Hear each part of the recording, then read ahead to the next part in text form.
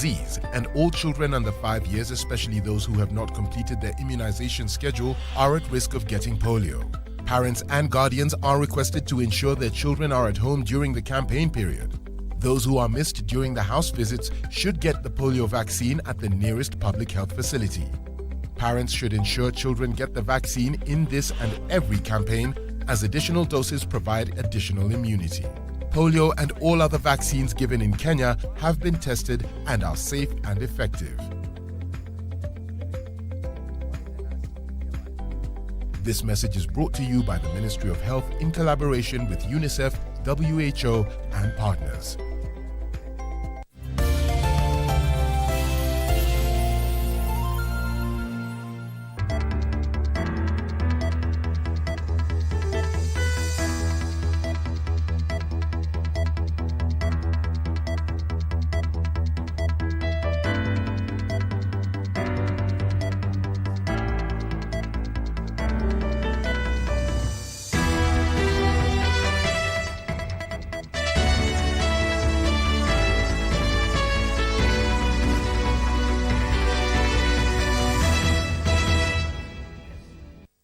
The subsequent nurse assumes that the injection she got at that time was against it was for treatment of malaria. Good afternoon and a warm welcome. This is the great KBC and you're just in time for KBC Lunchtime News. My name is Njue. I'll be joined by Brian Muraru on the sign language interpretation. These are some of the news stories shaping up the headlines at this hour. Let's get interactive. We are also live on all our social media spaces. We begin in the capital Nairobi, where Interior Principal Secretary Dr. Raymond Omolo says the government is committed to enhancing the capacity of regional administrators. Speaking when he opened the reorientation program for regional commanders and county commissioners at the Kenya School of Government, Omolo challenged the officers to build public confidence by understanding the needs of the citizenry in their jurisdiction.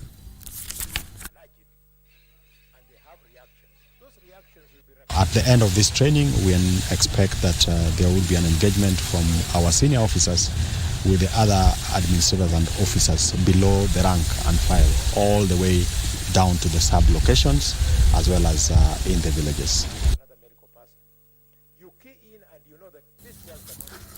Savings and Credit Cooperative Societies, SACCOs, have expressed concerns on the new corporate tax laws, saying they have increased their operational cost. Hazina SACCO Chairman Evans Kibagendi said this has subsequently decreased their income bracket as less people are acquiring loans. He was speaking in Siaya County during the opening of a new branch. This education activity that is going all over the country, our directors are all over. It's adding a lot of value to the welfare and also to members' loans, particularly to relieve them from the burdens that they have at this moment. In other news, Education Cabinet Secretary Ezekiel Mashogu has pledged to address the teacher shortage in northeastern counties. Speaking in Mandera during the groundbreaking ceremony of the Mandera Teachers Training College, the Mandera Technical Training Institute, and the launch of the Mandera County Education Task Force report, Mashogu said the government will hire more teachers in the region to ensure excellent educational outcomes. Speaker, finally, we have got illnesses that are that run. In the very near future, we should be sufficient as far as teachers are concerned, and there will be proper teaching in our schools. I strongly encourage all the education stakeholders to consider increased investment in this sector in harmony with my vision and manifesto aimed at providing quality education to our citizens. With those few remarks, this is a technical bill. I want to urge all colleagues to trust me, to trust the letter and spirit of the bill, and we all should rally behind it. Moving on, the Eales Centre in Lodwar that will host the 7th edition of the Turkana Tourism and Cultural Festival draws its name from two ostriches that have a symbolic significance to the community. The ostriches to to the locals epitomizes the simple act of sharing, peace and love that has enabled the community to survive and withstand the harsh terrain with unmatched temperatures in the country. Take a look.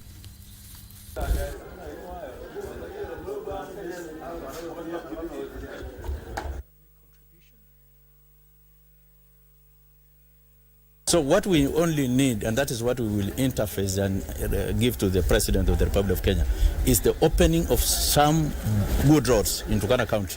A road that will link Ethiopia and Uganda. Of course, it will come through Lodwar. And then a road that will link Lokichar, Lokori, Kapedo, Marigat to other parts of Kenya. If the two roads are open, Turkana County will be an hub, an economic hub for the country, not only for Turkana.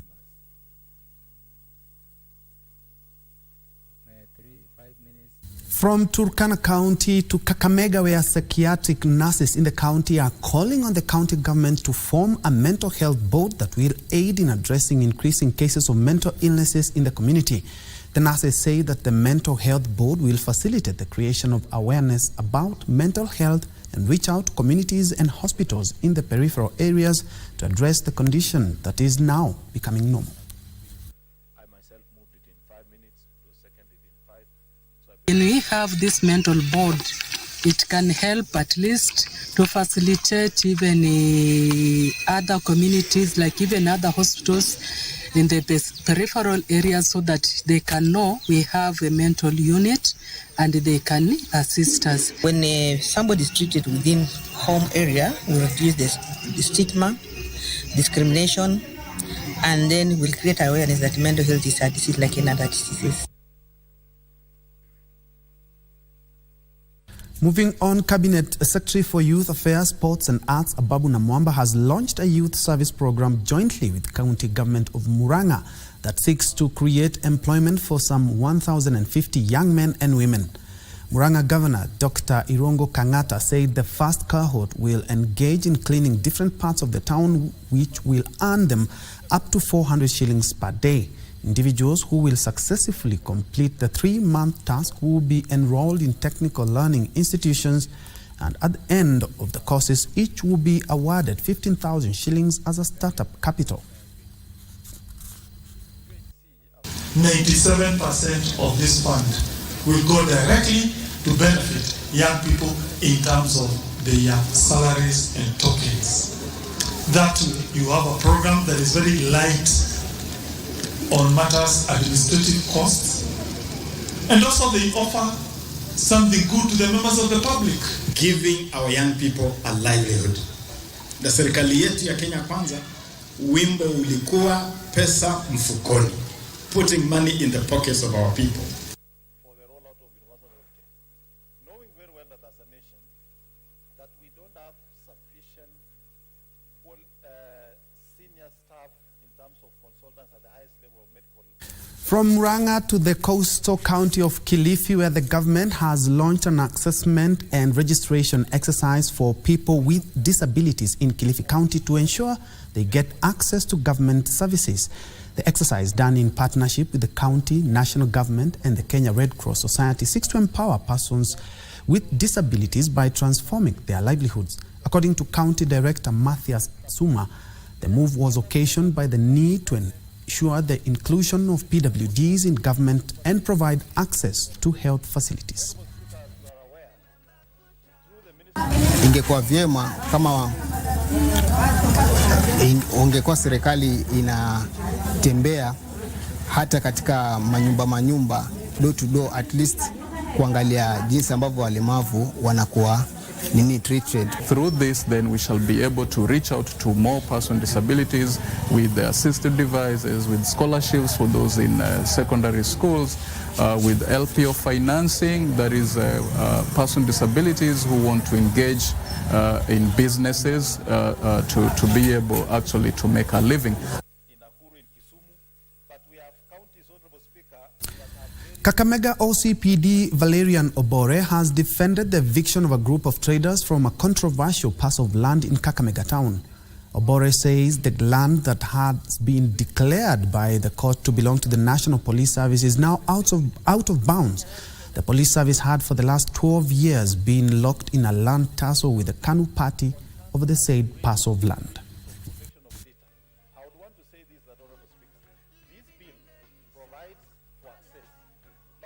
Yenye tumestuka hata siku zapa sijaisha, tumekuja tupata wamepiga fence, hata tumeshinda tutaingilia wapi. Ukikuja wanakuambia ni kuchukua kitu yako na kutoka. Sisi tunataka kuomba serikali, kama ni kweli ilikuwa inafaa wanafanya haki, wangekuja mchana na wangengoja hata hiyo notisi wametupatia siku ziishe. Tumekuwa kotini na polisi kwa muda wa zaidi ya miaka 10, na juzi walisema kwamba tunaweza kuwa tulipoteza kesi, lakini kile nataka niseme ni kwamba njia ile polisi wametumia kufence hii mahali ni mbaya, kwa sababu walitoa ilani Friday na watu wetu, tenants wetu walikuwa hawajajipanga kutoka mpaka sasa na wasiwasi vitu zao zitaenda wapi. Elsewhere, the government has deployed police officers to man schools along the Takwel belt ahead of the national examination after a number of schools closed indefinitely over sporadic attacks by bandits. West Pokot Sub-County Deputy County Commissioner Wycliffe Munanda is urging the communities living in the region to bury their hatchet and allow their children to learn together. He has also assured locals that the government is committed to combating cattle rustling and banditry. Tuko na wanafunzi sahi, wanafunzi hawaendi shule, wako na 1 month sahi hawajasoma. Nani atatusomesha watoto? Tunasomesha watoto ama inakuwa ni vita? Tutatumia mbinu zetu zote kuchukua hizo bunduki kwa lazima, by force. We are giving them 1 week to surrender the firearms they have illegally. Tutaandaa mikutano kadhaa na our counterparts upande ule wa Turkana ili kuhakikisha kwamba eneo hili inakuwa na amani ya kutosha.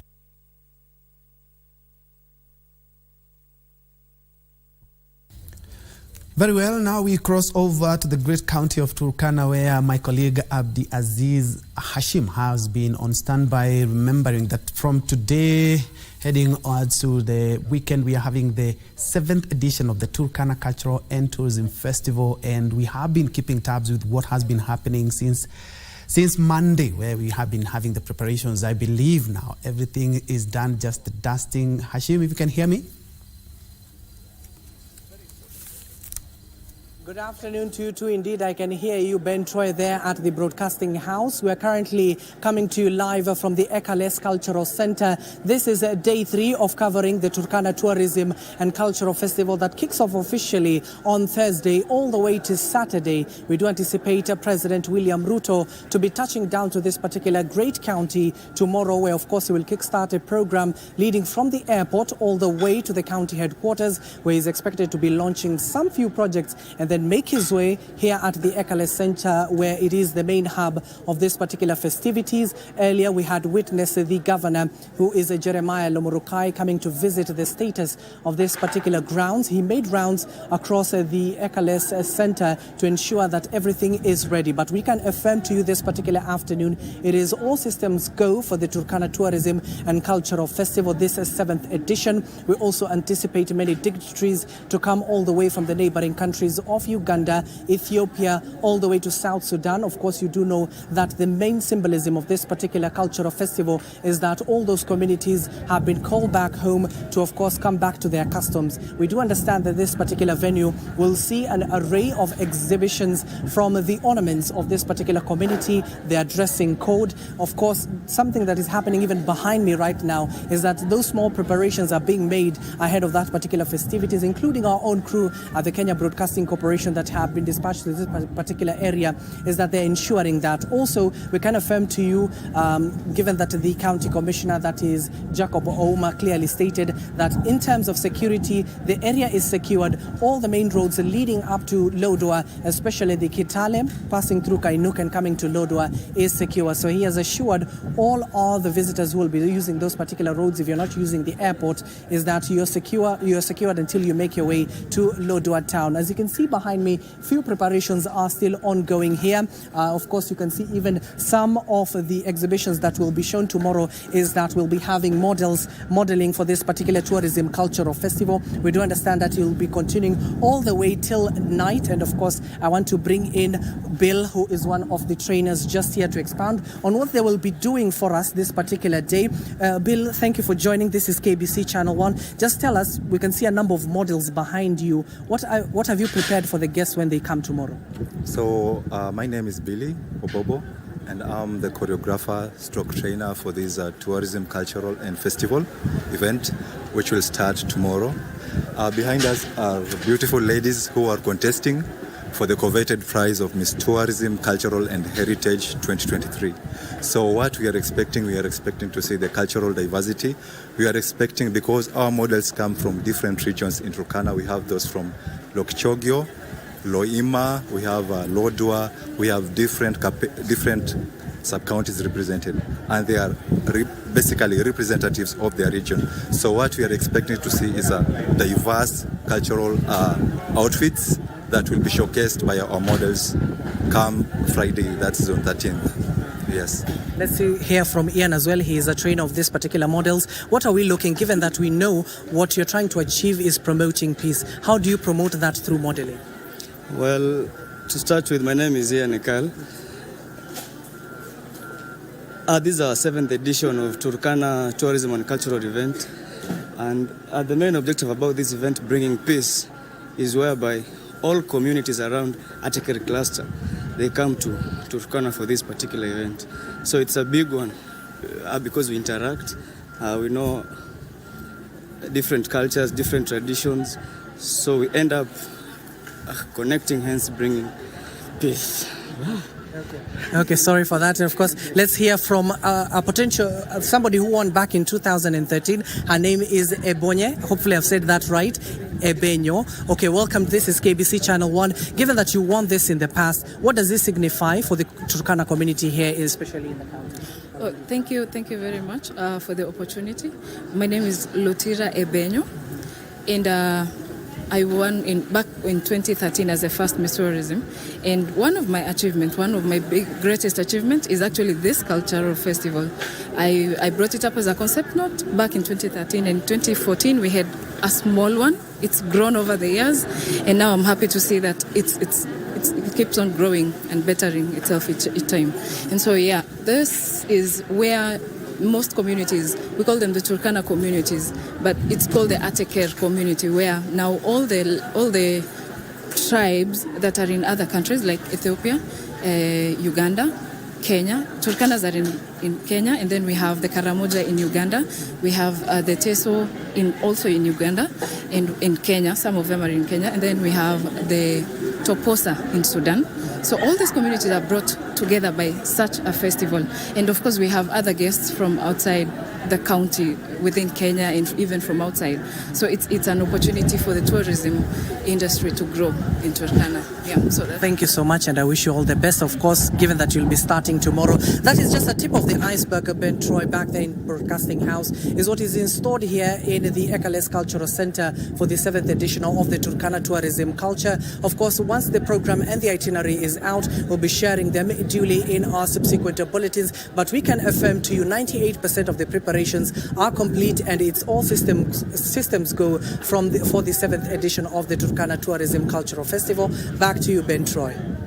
Thank you. That has been Abdulaziz Hashim live from the Eales Centre. And as you can see, they're just doing their final touches. Their models taking their final steps on the runway, just more or less like polishing and dusting up. 98% complete, as he has been informed by the county commissioner as well. Remember, it's all systems go tomorrow, which is the official launch. The head of state and the Turkana governor, together with a host of other government employers, will also be there to ensure that that is officially commissioned, and not only that, it becomes one of the best. It's the 7th edition, by the way.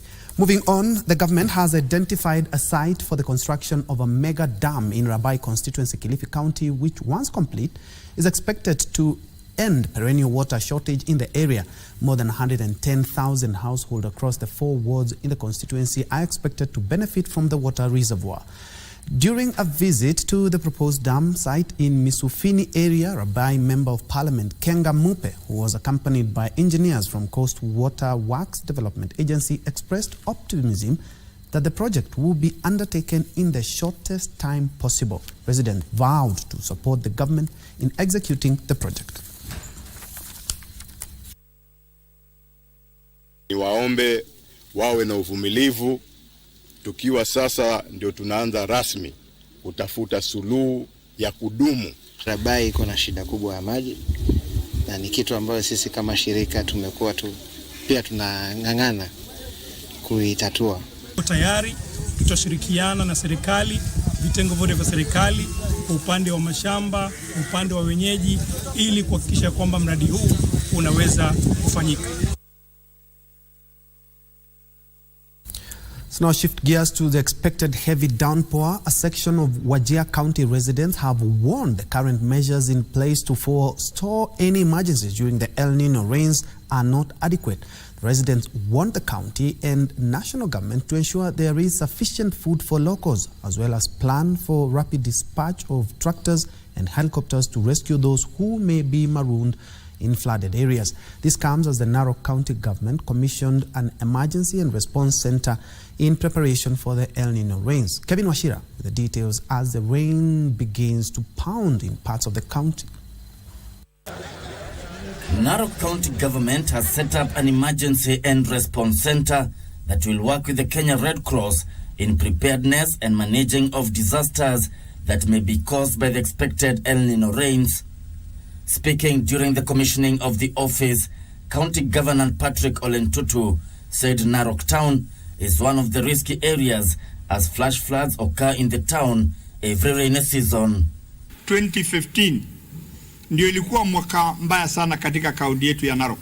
Tuliweza kupoteza karibu bilioni 1 ya mali ambayo wananchi wetu wamepoteza.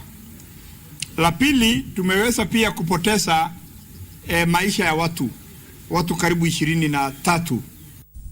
Governor Tutu has therefore ordered unclogging of all drainage systems in the town and its environs and removal of all structures built within the water pathways.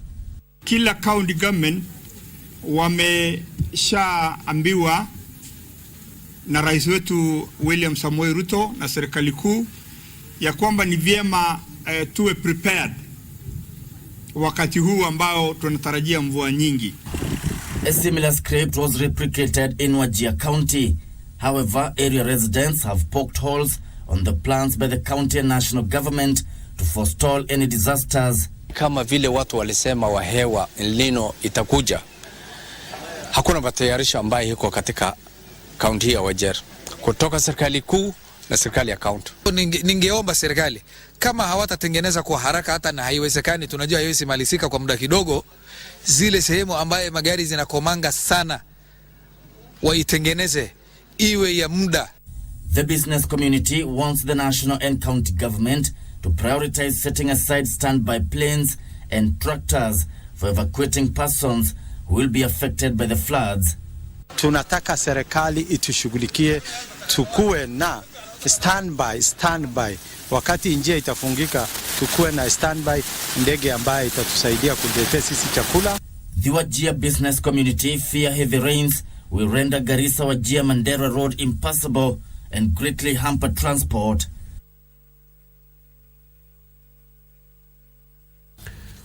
Elsewhere, IG SACCO, functioning under the corporate social responsibility, has distributed bed and water tanks to Daisy Special School in Kakamega for children with disabilities, following the floods and congestion in both the girls and the boys' dormitories. Daisy principal has called upon parents and guardians to accept and love their children despite their challenges, since it's one among the many difficulties faced by the children. Tumefikia kiwango cha kuhitaji water tanks na tulikuwa tumeshindwa hii matangi itatoka wapi. Na wakati IG wamefika na wameleta 2 tanks, tumeshukuru sana. Lakini sasa hivi tuko na vitanda. Tunaenda kuweka pale alafu tuweze ku ease congestion kwa dorms zetu.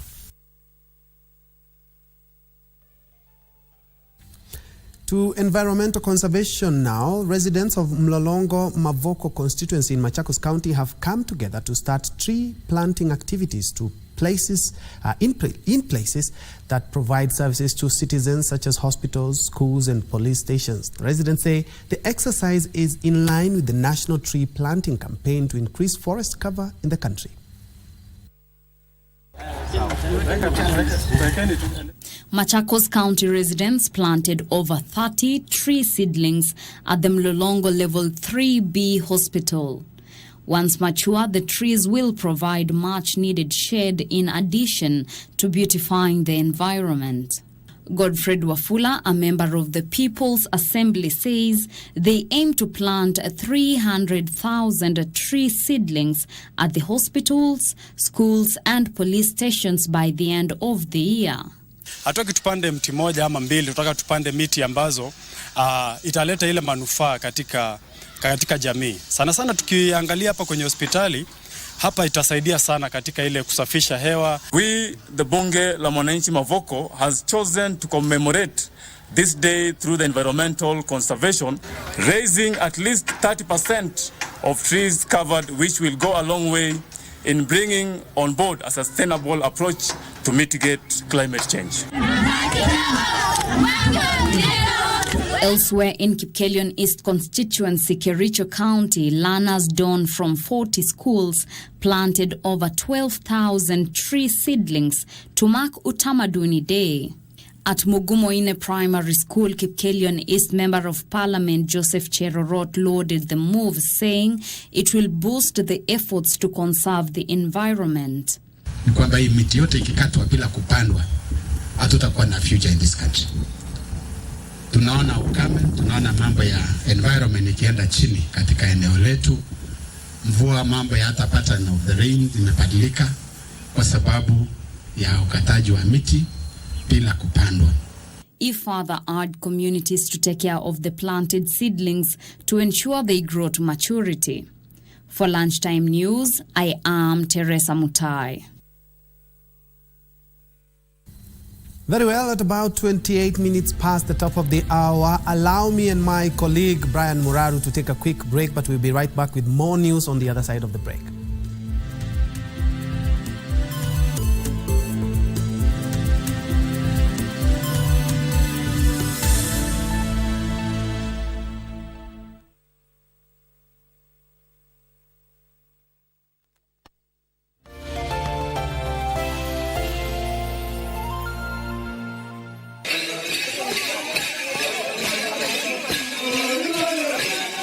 Serikali ya kaunti ya Turkana ya kualika kwenye kitovu cha utamaduni cha Eales, eneo la Lodwar, kwa makala ya 7 ya tamasha ya utamaduni wa Turkana na utalii. Tangia tarehe 12 hadi tarehe 14 mwezi Oktoba mwaka 2023. Njoo ujionee asili ya binadamu pamoja na visima vya mafuta vya Lokichar. Kenye kwenye runinga ya KBC Channel 1, Radio Taifa na idhaa ya Kiturukana.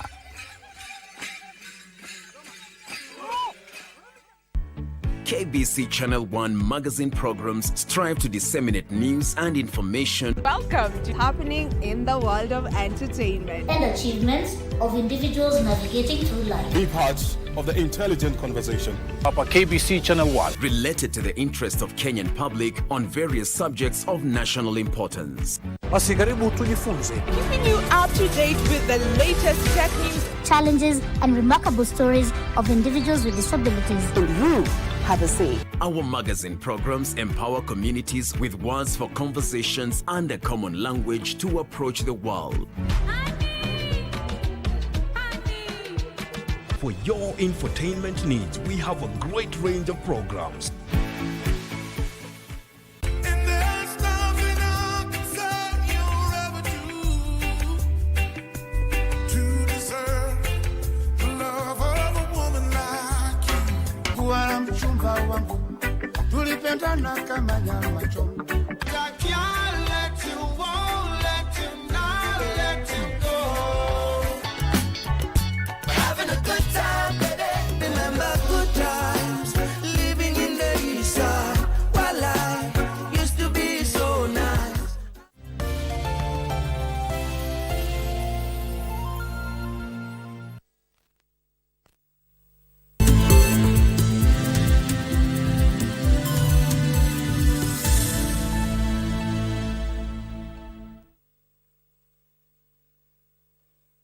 Welcome back, and thank you so much indeed for keeping it to Channel 1. Let's move on, and for next story we cross over to the Eales Centre in Turkana, which will be host for the 7th edition of the Turkana Cultural and Tourism Festival, which draws its name from two ostriches. Let's get more from Irene Chuma-Odim. Welcome to Eales Centre in Lodwar, Turkana County, the location for the 7th edition of the Turkana Cultural and Tourism Festival. The Ateker community have put up Manhattans to showcase their culture and heritage and how their lives revolves around the huts. Just from the main entrance of the center are two statues of the two ostriches, a reminder to the community of their ancient way of life. Eales, which is the ostrich, is used as a symbol to classify the Turkana people. And we have two classifications. We have the Ngimor and we have Ngirisai. So Eales as an ostrich gives the Turkana people an identity.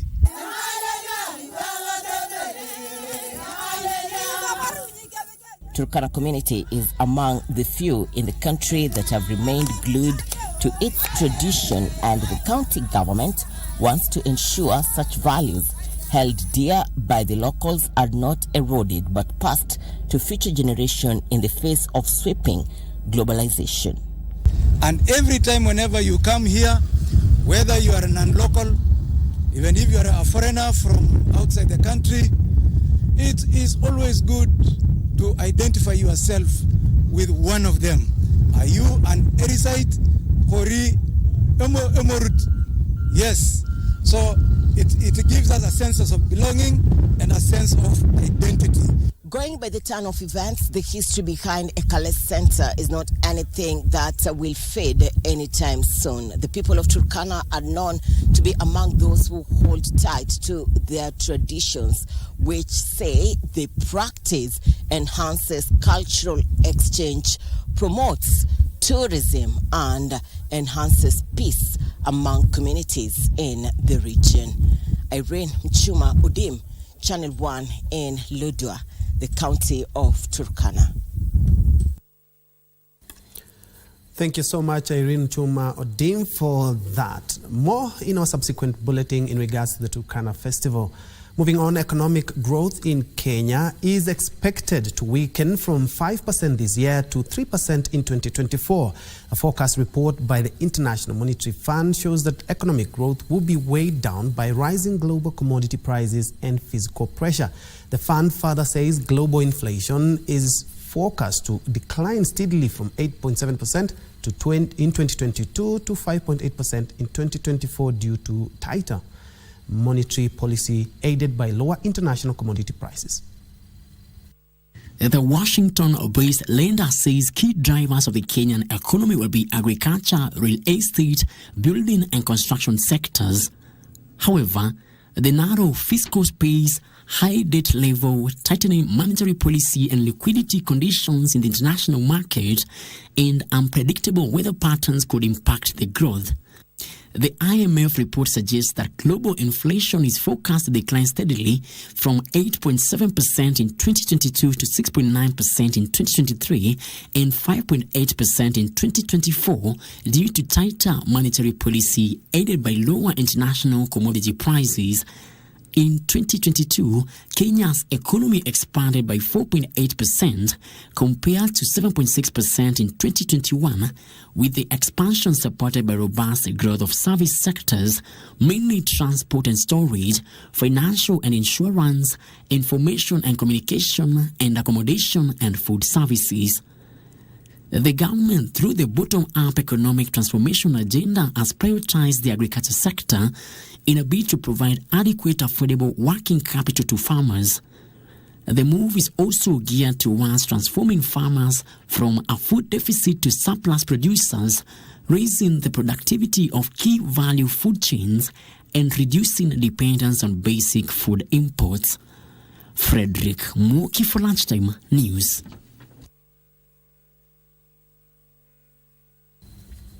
Let's now cross over to Gilgil in the great county of Nakuru, where the Kenya Forest Service Rangers have a pass-out today that is being officiated by the head of state, President William Ruto, at the Forest Law Enforcement Academy in Gilgil. Let's cross over. Farah is currently on standby to give us the latest from Nakuru County. Farah?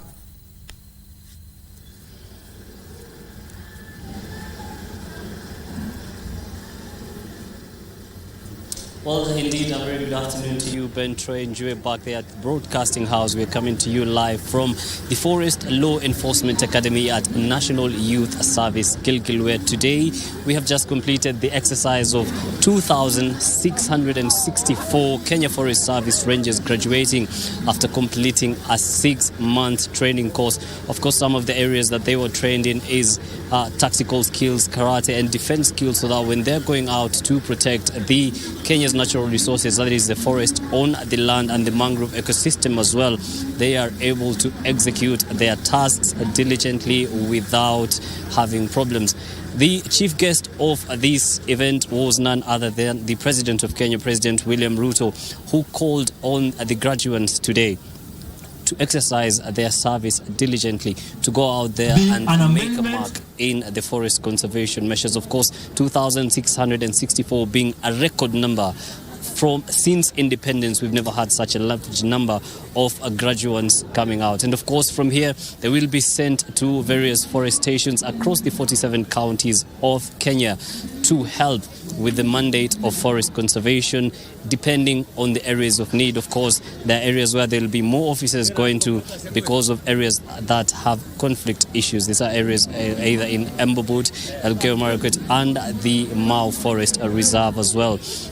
Another thing to note is the president today has ordered to stop, or rather sacking, 23 senior officers in the service who have been found in contravention of the law. So he's ordered that they immediately be removed from the government payroll today and that they be prosecuted in accordance with the law. So for anyone who is seeking to abet crime in the service, a notice has been issued to them. Do it at your own risk. And of course, that is the update we have, and we'll have a better comprehensive story in our subsequent bulletins. But now I hand it back over to you in the Broadcasting House. Ben Troy, Njue. Thank you, Farah, for that report. Over 2,000 Kenya Forest Service Rangers. That's a record to protect, excuse me, to protect our natural resources. We'll get more of that report in our subsequent bulletin. Moving on, workers in the sugar subsector in the Western Kenya region belt want to be included in the leasing program by the government. The group argues that workers are owed over 5 billion shillings by state-owned millers, hence should be included in the leasing process to protect their interests. The government has embarked on a revival program that involves writing off 117 billion shillings owed by the 5 state-owned sugar millers, namely Muhoroni, Nzoia, Miwani, Chemelil, and Soni.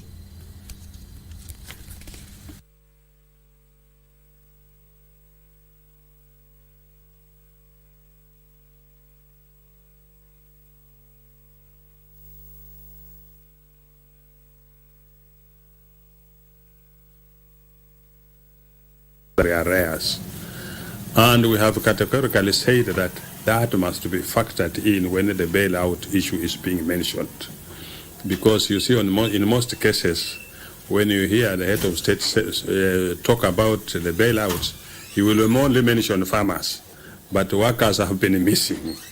And this is an issue that we strongly demand that workers must also be paid out what they are owed by the miller, their employers, and it is their rightful earning to them, which calculates, the net pay calculates to around over 5 billion shillings. We are the major stakeholders in this process, and if this process is about us, then we want to be part of it right from the start. We want to know the rules of engagement. We want to know how these companies will be selected. We want to know at what stage are workers and farmers coming in and what is their role in the whole process of leasing.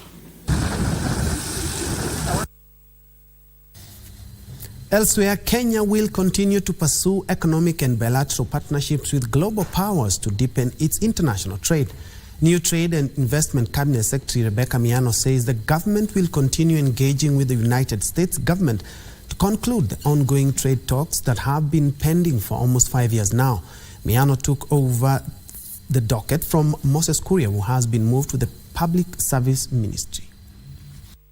Kenya is in the middle of various trade agreements with Indonesia, the United States, and the United Kingdom, among other global powers. We were in the middle of some very critical trade negotiations with the US, with the EU, revising our UK trade agreement, negotiating a trade agreement with the UAE, with a preferential trade agreement with Indonesia, bilateral trade agreement with South Korea, and I hope and I have got every confidence that the new team is going to actually, take that forward. Former Trade Secretary Moses Kuria says the government will continue to pursue more trade agreements with various world powers. New Trade Cabinet Secretary Rebecca Miano says the ministry will continue to industrialize the country through the County Aggregation and Industrial Parks program. Every corner of this country is going to be an industrial space. This is a model of China. This is a model of the Asian tigers, and I look forward to, in the next 18 months, we come forward and say that we have actually, turned the curve in terms of productivity. Where they have been, where they have reached, and more importantly, I have fully understood the dream, the foundational work that has been done, and I am glad that I'm coming in at this stage when everything has been set. Miano says she will work to synchronize the government position on trade, despite the yawning trade balance between Kenya and its international trade partners. As a country, we are not doing very well. I think we import about 80%. We need to tilt that and change the balance of trade. We want to see more production within the country. Currently, Kenya imports 80% and only exports at 20%. Alanaoko, Lunchtime News. Further afield, the Malaysian government has taken new steps to stabilize rice prices and supply as prices rise, allowing restaurants to buy imported white rice at a lower cost. With locally produced rice meeting only 70% of domestic demand, prices for imported rice have risen in tandem with the recent global price surge, disrupting rice distribution. Here are the details of this and other story making headlines from across the world. Malaysia's Agriculture and Food Security Minister says the government has begun issuing permits to restaurant owners and food and beverage business associations to purchase imported white rice at wholesale prices from millers. Rising prices of imported rice have prompted Malaysian consumers to hoard cheaper locally grown rice. The government has taken a number of measures to stabilize prices and supplies in recent weeks, including intervening in the distribution of domestic rice in areas that face shortages. Elsewhere, the European Union has warned Elon Musk that X is being used to spread disinformation about Hamas' attack on Israel. In a post on the site formerly known as Twitter, the blog's industry chief said violent and terrorist content had not been taken down despite warnings as is required by EU law. Musk said his company had taken action, including by removing newly created Hamas-affiliated accounts. He asked the EU to list the alleged violations. The Breton commissioner for the internal market of the European Union said that instances of fake and manipulated images and facts were widely reported on the social media platform. Finally, Japan has launched its first market for trading carbon dioxide emissions in the Tokyo Stock Exchange as it seeks to achieve its carbon neutral goals. The new carbon credit market allows companies to trade the existing carbon credit on J-Credit on the Tokyo Stock Exchange. While allowing companies to buy and sell such credits, the new Tokyo Stock Exchange market will also provide transparency in carbon pricing. A total of 188 organizations registered have decided to participate in the platform, and the Tokyo Stock Exchange expects credits worth 500,000 tons of carbon to be traded annually.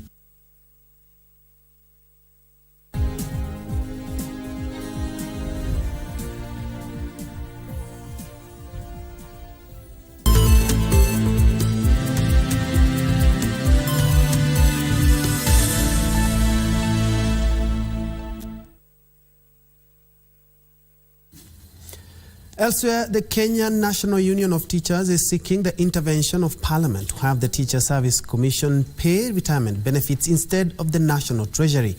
NAT Secretary General Collins Oyu says many retired teachers are dying before getting their retirement dues, a situation that can be avoided if the function is given to the Teacher Service Commission. He was speaking in Kitui County during the post-dated World Teachers' Day celebrations. Can we be paid? Can we be paid by Teacher Service Commission? And this must be an amendment through Parliament. We have made our proposal, and Parliament is ready to assist Kenya National Union of Teachers to have teachers paid by TSC after retirement.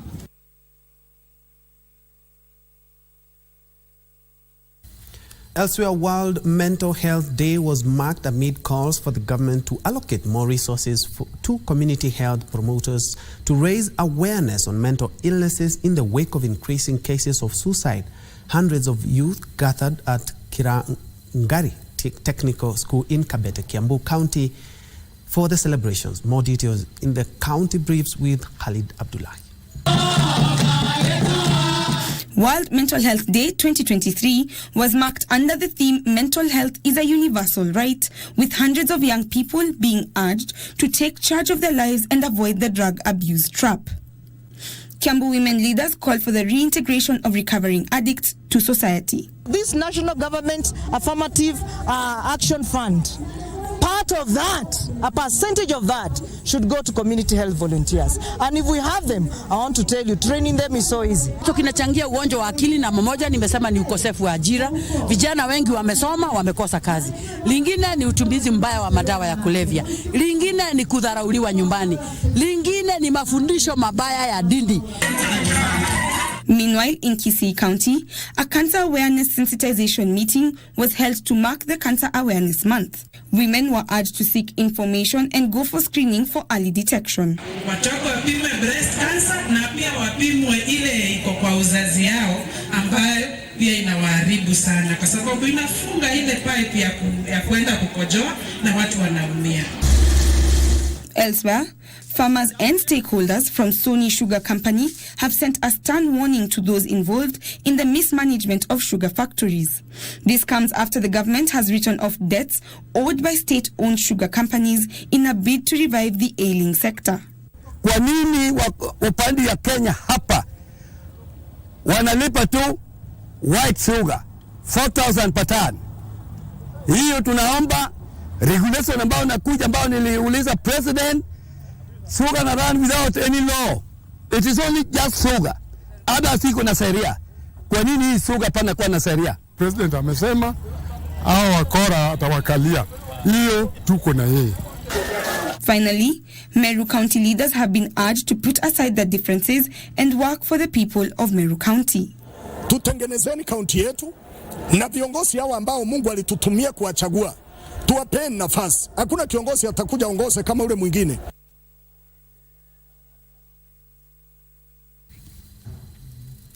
Across the world, the Israeli military says hundreds of thousands of troops are near the Gaza border preparing for a possible ground attack on Hamas. The announcement comes after the United States said it would send new supplies of air defenses, ammunition, and other security assistance to its ally to battle Hamas. The toll in Israel has reached 1,200, while more than 900 people have been killed by Israeli airstrikes on Gaza.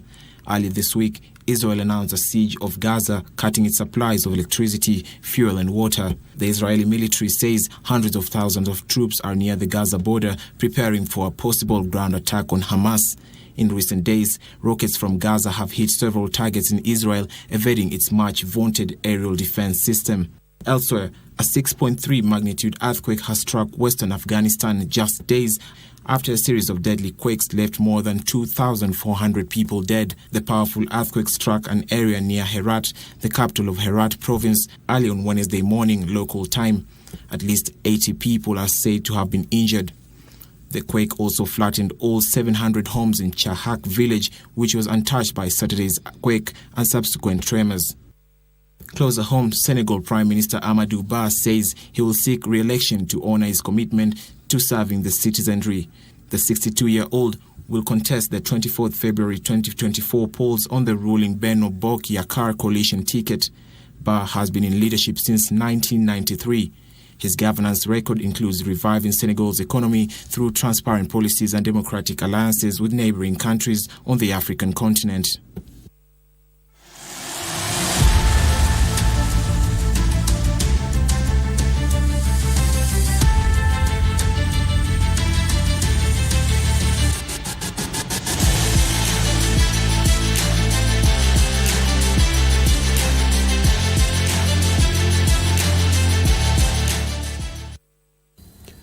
Sports Cabinet Secretary Ababu Namwamba has today responded to the Senate on, among others, the progress of Marsabit Stadium construction and the facilitation of Team Kenya that represented the country at the World Athletics Championship in Budapest, Hungary.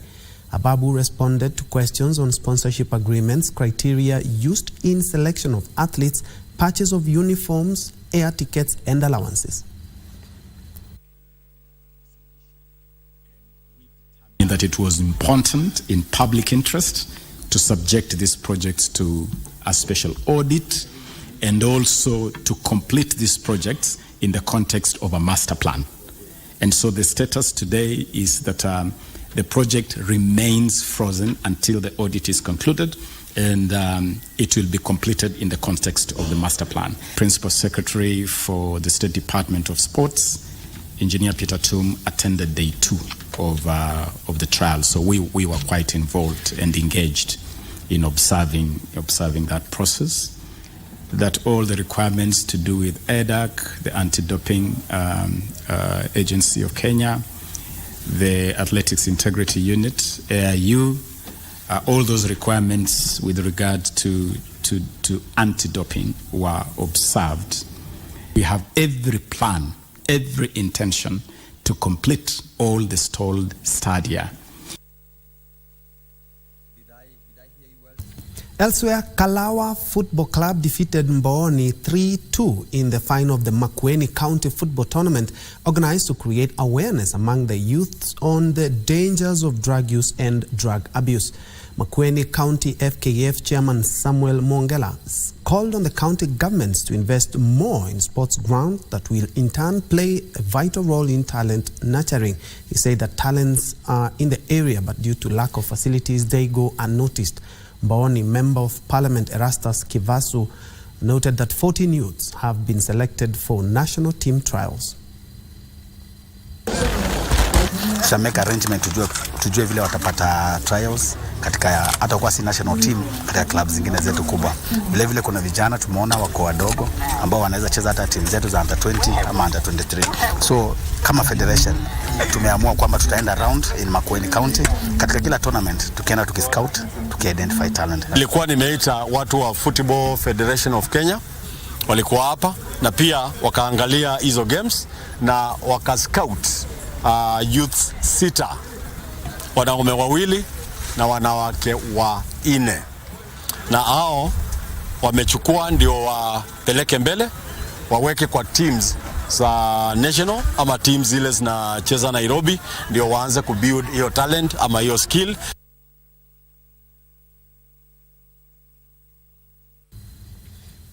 Further afield, Rafael Nadal will make his return to the Grand Slam tennis at next year's Australia Open after a hip surgery. The 22-time Grand Slam champion has been out of action since January and underwent surgery in June. The 37-year-old, however, plans to retire at the end of the 2024 season. Nadal has been sidelined since injuring his hip flexor in a second-round defeat by Mackenzie McDonald at January's Australia's Open. He announced he would miss the French Open for the first time in 19 years, the tournament where he has won 14 of his majors. It's the miracle in Melbourne.